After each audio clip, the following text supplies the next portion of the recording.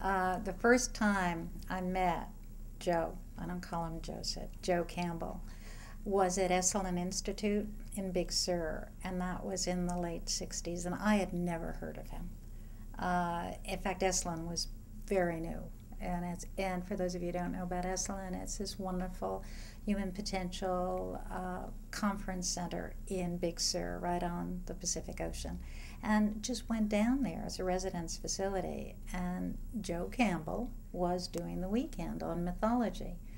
And I was fascinated by mythology. This is long before the Bill Moyers series on Power of Your Myth, which is really what brought Joe and his work into the wider world. But what was this man like?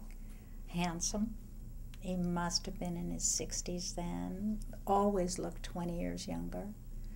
He was an athlete. He was a kind of Olympic level runner, jazz musician, man of the world, enjoyed the pleasures of life, loved a good scotch, loved a good steak, loved to laugh, and enjoyed people, enjoyed the excitement of people. So this was, here he was, and he lectured nonstop for 3 days without a note on mythology and brought it fully into the present life.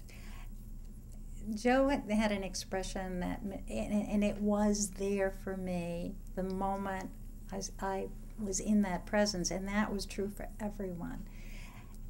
The light shone through him. He had an expression of being transparent to the transcendent, and it came without dogma, without any sort of historical, need to believe in any particular truth. This was the perennial wisdom.